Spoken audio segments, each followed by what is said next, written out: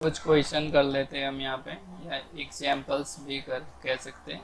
अब एक एग्जाम्पल है, आप बताएंगे y double dash plus y dash minus 2y equals to 0 है। Find the solution of the differential equation कहेगा वो, एंड y0 इक्वल्स टू 4 दे देगा, and y dash 0 is equal to -5 देगा। इस टाइप के क्वेश्चन जनरली बनते हैं। जितने भी मेथड कराया है वहाँ से एक एक क्वेश्चन आना ही आना है, ध्यान रखना आप। y double dash plus y dash minus 2y equals to 0 है, where initial condition is given here. वो कहता है find the general solution and particular solution, या वो कह देगा find the solution. Simply finding the particular solution we required first general solution. So इसको equation 1 दे दो, so its solution. So first we make it auxiliary equation. So constructing auxiliary equation. So auxiliary equation of equation 1 is given by lambda square plus lambda minus 2 equals to 0. अब lambda की value या तो आप factor करके कर लो, okay. Factor करके नहीं हो रहा है तो लैम्डा की वैल्यू डायरेक्ट आप यूज करो quadratic formula. For finding the value of lambda we can use the quadratic formula, otherwise factor करके भी आप कर सकते हो। +2 lambda minus 2 equals to 0, -1 common lambda plus 2 equals to 0, और भी करना है यहाँ पे lambda -1 and lambda plus 2 equals to 0. It means lambda is equal to 1, either this one 0, either this one 0. It means lambda is equal to 1 or lambda is equal to -2. So these are, यहाँ पे लिख देना है, these are real and distinct. If this is real and distinct, so we have the general solution. So the general solution is y is equal to c1 e to the power lambda 1 is here, yes, x plus c2. This is the required general solution, but यहाँ पे इसने पूछा है particular solution because the given equation is initial value problem. The given problem is initial value problem. So हमें requirement है y dash की भी, तो y dash भी कर लेते हैं एक बार। -c2 -2x, अब क्या 2 भी आएगा यहाँ पे, है ना, e to the power 2x का differentiation -2 e to the power -2x।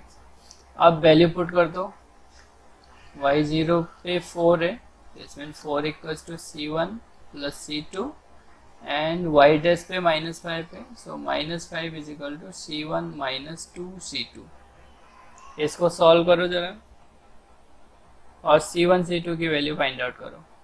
c1 1 है, c2 3, c1 c2 की वैल्यू यूज कर लो यहाँ पे, so we will get the required solution, okay. तो हमारा आंसर क्या हुआ, y is equal to e to the power x plus 3 e to the power -2x। This is the required solution. जो भी सॉल्यूशन उसने पूछा है वो हमने दे दिया है यहाँ पे। Next example, y double dash y dash plus 0.25y is equal to 0। इसको 1 ले लो क्योंकि इसी को सॉल्व करना है, and initial condition is given here 3.0 and y dash 0 is equal to -3.5। तो देखो इसका लैम्डा क्या आ रहा है, सॉल्व किया हमने, -0.5 -0.5 which is real and repeated.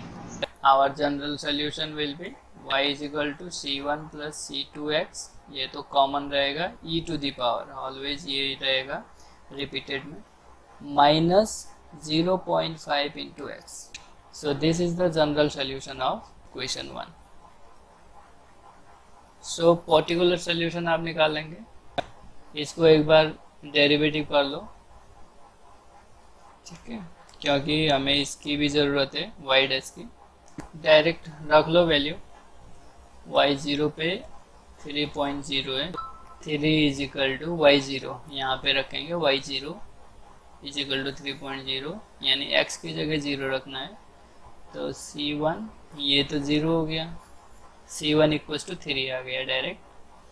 And दूसरे पे y dash 0 is equal to -3.5 है, तो यहाँ पे अब इसमें रखेंगे हम वैल्यू वाई डैश वाले में, तो -3.5 इज इक्वल टू -0.5, C1 ये 0 रख दिया, ये 0 हो गया, और e to the power 0 0, e to the power 0 1 हो जाएगा, और यहाँ पे प्लस C2 ये 1। तो यहाँ से C2 इज इक्वल टू क्या बना भाई, 0.5 इंटू 3 -3.5, ये क्या आ रहा है, तो कितना बचा 2। So we have C2 is equal to -2, C1 equal to यहाँ ऑलरेडी 3 आ चुका है, तो put the value of C1 and C2 in this general equation, यहाँ रखना है, जनरल इक्वेशन में रखना है वैल्यू, ठीक है।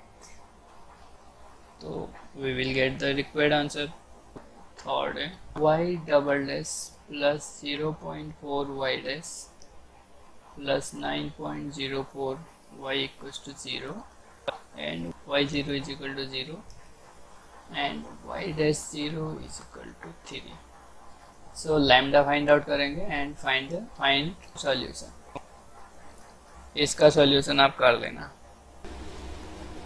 अब देखो 1 to 15 में तो क्या है, इसको सॉल्व करना है, ठीक है, सॉल्व करना है और solution general solution find out करनी है हमें सीधे।